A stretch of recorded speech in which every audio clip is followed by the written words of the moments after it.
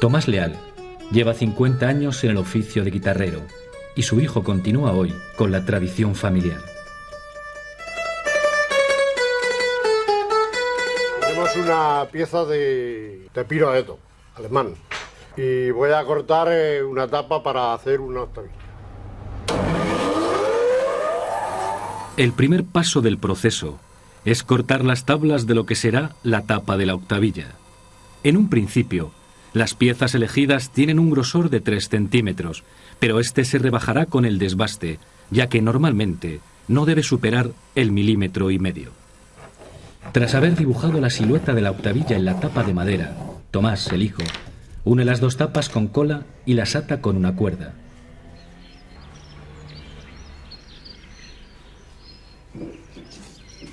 Luego coloca sobre las tapas un martillo para presionar con su peso.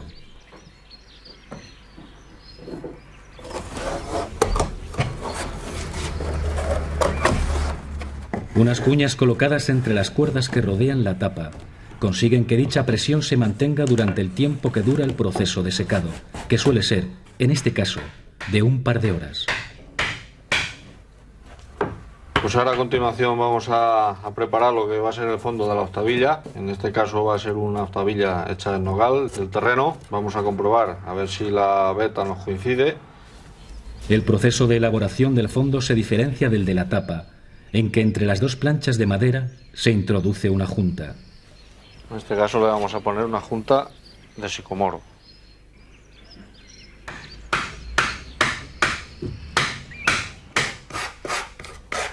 El mástil es de madera de cedro de Honduras cortada en diagonal, lo que le da la fuerza y la estética requeridas. Tomás araña las 2 partes para que en el encolado se fijen mejor entre sí. Para el mástil debe utilizarse una madera densa, limpia, ligera, que esté bien seca y sin cortes, ya que tiene que ser lo suficientemente resistente para soportar la tensión de las cuerdas y los cambios de temperatura.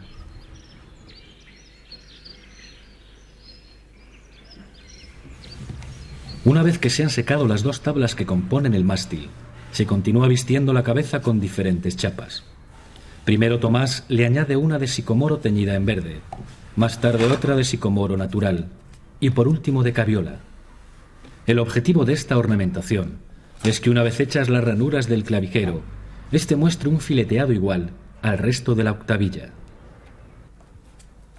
Para facilitar la unión de las placas con la cabeza, Tomás coloca unas grapas y luego las sujeta con gatos y tablas que protegen la superficie.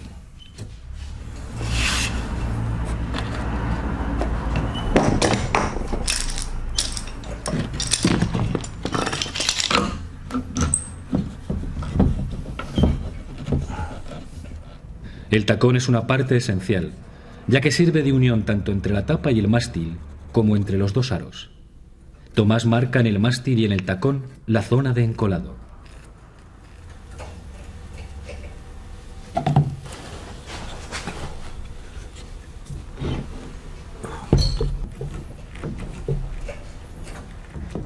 Una vez que las tapas se han secado, Tomás quita las cuerdas que sujetaban las 2 piezas de madera y comprueba que estén bien pegadas. Con una cuchilla, el artesano luthier desbasta la tapa. Esto es muy importante a la hora de conseguir una buena resonancia, porque si las tapas son muy gruesas, la vibración será menor. Tomás limpia los restos de cola y dibuja la silueta de la octavilla en la plancha de nogal. Con el trazado, deja fuera todas las imperfecciones que pueda tener la madera. Además de la silueta, también traza el hueco que forma la boca de la octavilla. Al tratarse de un instrumento de pequeñas dimensiones, hay que cortar la madera con una sierra fina, pues en caso contrario, la tabla se podría partir.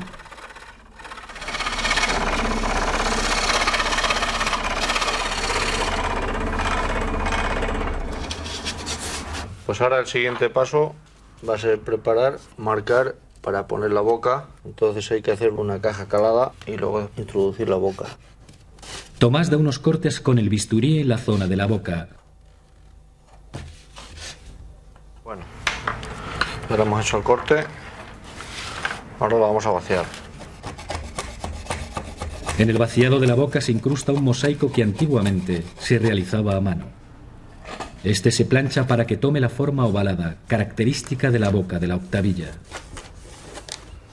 Una vez que el mosaico de la boca se enfría, el luthier lo encola a la tapa. Para mayor seguridad, añade cinta adhesiva y lo deja secar unas horas.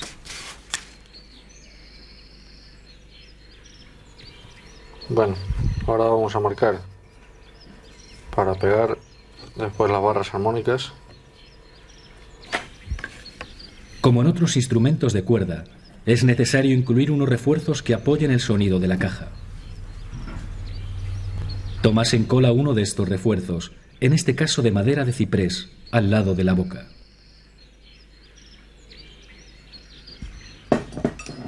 Las barras se disponen en semicírculo por la parte interior de la tapa. Dependiendo de su colocación, el sonido será más grave o más agudo. En este caso, la madera elegida para las barras armónicas es pino abeto.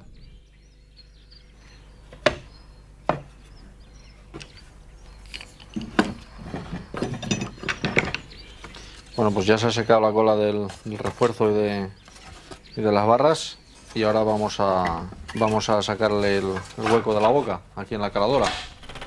Con una sierra el artesano recorta el hueco de la boca siguiendo el dibujo ovalado. Después de cortar, pasa lijas de distinto grosor y redondea los cantos del refuerzo, procurando no quitar demasiada madera para que la tapa no pierda solidez. Otro detalle importante en la octavilla es el clavijero, que está formado por los huecos donde irán las clavijas, que deberán sostener las cuerdas del instrumento. Bueno, pues los agujeros los tenemos ya hechos. Ahora le vamos a hacer las canales de los lados para poder colocar las cuerdas. Los canales se vacían a ambos lados de la cabeza, permitiendo ver y manipular las cuerdas que se colocan en las clavijas.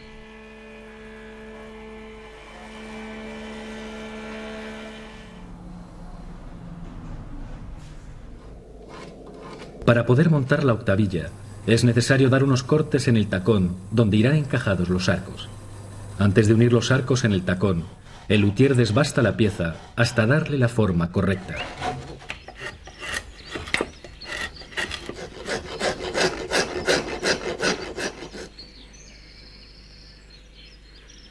Bueno, pues vamos a marcar el dibujo de la pala y lo vamos a recortar aquí en la caladora.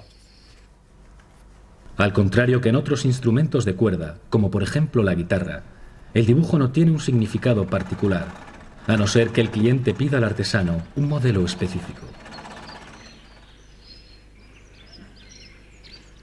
Las costillas, de forma algo curva, son un refuerzo muy importante, ya que sobre ellas se apoyan la tapa y el fondo, evitando que se hundan en el vacío de la caja.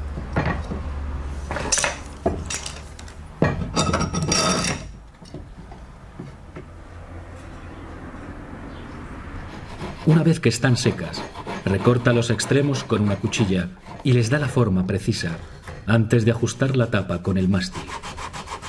Para que la tapa se acople bien al mástil, Tomás tiene que rebajarlo hasta que el nivel entre ambos sea el apropiado.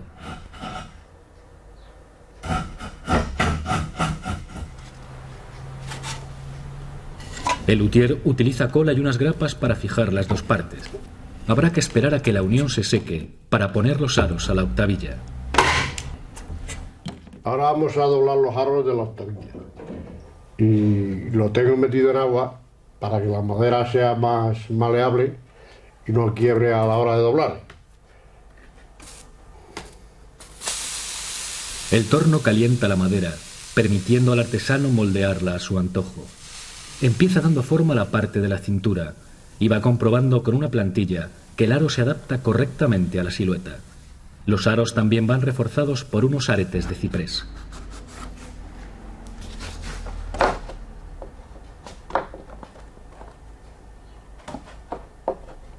Estamos doblando los aretes o fenefas.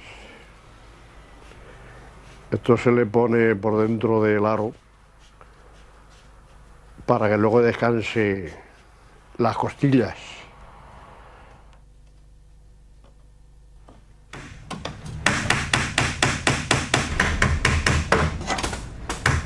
La llave es una pieza que cierra los aros y los une entre sí por el extremo más ancho de la caja de la octavilla.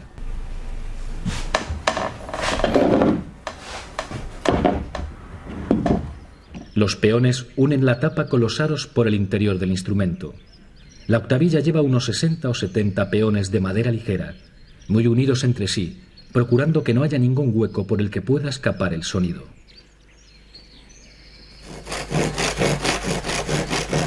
Los aretes refuerzan la fina madera del aro. Ya que se trata de piezas muy estrechas, se aprovecha para cortar más de un arete a la vez. Para su acople con el fondo del instrumento, Tomás vacía unos huecos en los aretes donde encajar las costillas. El puente se sitúa en la parte más ancha de la caja, en la tapa de la octavilla, y por él pasan las 6 dobles cuerdas del instrumento. Siguiendo las medidas de una plantilla, Tomás perfora los 12 agujeros de las cuerdas. Ha llegado el momento de unir el fondo al resto del instrumento. En la junta de las dos mitades se ha añadido una cadeneta de cedro para reforzar la unión. Antes de recortar, el artesano marca la silueta usando la misma octavilla como guía. Tomás recorta con la sierra la plancha de madera, donde se pueden ver los cortes realizados a la cadeneta para dar cabida a las costillas. Una vez terminado este proceso, encola el fondo al instrumento y lo sujeta con unos gatos. El perfilado consiste en introducir unos perfiles entre la tapa y los aros, cuya función es meramente estética. El artesano pasa una fresadora alrededor de la caja del instrumento para conseguir el vaciado donde se insertarán los filetes. Tomás encola los filetes y los inserta en el vaciado que rodea la octavilla. Después, pasa un bramante o cuerda alrededor de todo el instrumento, presionando para que desaparezcan los posibles huecos. Con un martillo, da unos golpes para ejercer mayor presión. La cola también sirve de relleno para los huecos que se forman en las uniones. Una vez que está seca la cola, quita los sobrantes con una cuchilla y una lija. Pues ya hemos preparado la tapa, ya está lijada. Ahora le vamos a acoplar el diapasón, que en este caso va a ser de madera de ébano. El diapasón de ébano es la pieza donde van colocados los trastes en los que se apoyan las cuerdas. Con un punzón, Tomás raya las dos superficies para que la cola tenga mayor efecto y agarren mejor entre sí. Una vez que ha puesto el diapasón, el luthier tiene que desbastar el mástil para que tenga la misma longitud y se acople bien a la mano. Normalmente, deja alrededor de 2 centímetros de profundidad, aunque esta medida puede variar dependiendo del cliente. Una vez listo, Tomás dibuja los trastes en el diapasón. Bueno, ya hemos hecho las marcas, ahora vamos a marcar las ranuras. Esto es muy importante, que esté bien hecho para que el instrumento afine bien. Siempre va de mayor a menor. Y son unas medidas exactas para que dé bien los tonos y los semitonos. Los trastes están formados por una aleación que contiene alpaca, plata y bronce. Se trata de un material bastante dócil que facilita su manipulación. Antes de barnizar la octavilla, se repasa con la lija por si ha quedado alguna imperfección en la superficie. El mástil y la boca se cubren con cinta aislante para que no les llegue el barniz. En la boca, además, introduce una esponja para proteger el interior de la caja. Para el barnizado, primero le da 4 capas de barniz antes de colocar el puente. El proceso es largo, ya que deberá esperar unas 3 horas a que se seque una capa para poder dar las siguientes.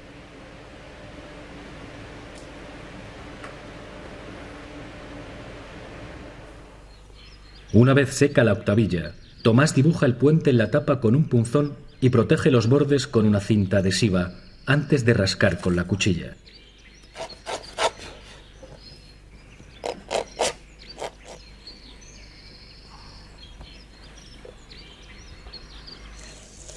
Tras el repaso final de la cola que ha quedado alrededor del puente, la octavilla recibe 2 capas más de barniz. El hueso, tanto del mástil como del puente, puede ser de caballo o de ternera. Su función es la de marcar la altura por donde irán las cuerdas, para que no queden muy lejos del diapasón y todo el conjunto resulte cómodo para el músico. Dos partes metálicas completan el instrumento: el clavijero y el cordal. El clavijero metálico es donde van situadas las clavijas, imprescindibles para la afinación de las cuerdas. El cordal se coloca en la parte opuesta de la octavilla y en él se enganchan las cuerdas.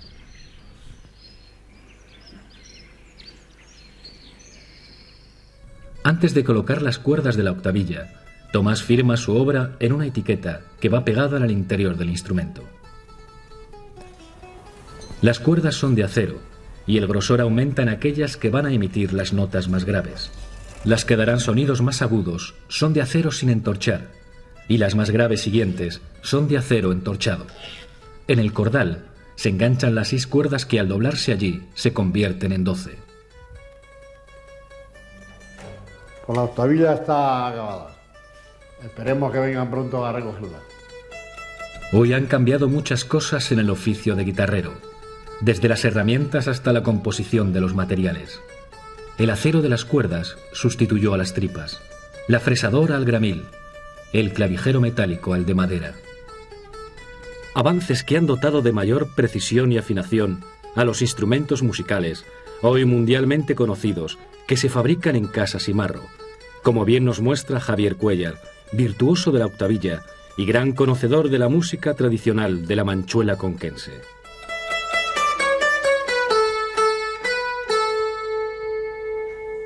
Soy Eugenio Monesma, director y productor del documental que acabas de ver. Si te ha gustado, te animo a que te suscribas activando las notificaciones desde la campanita y así podrás disfrutar de los cientos de documentales que ya tengo en el canal y de los que semanalmente voy a ir subiendo.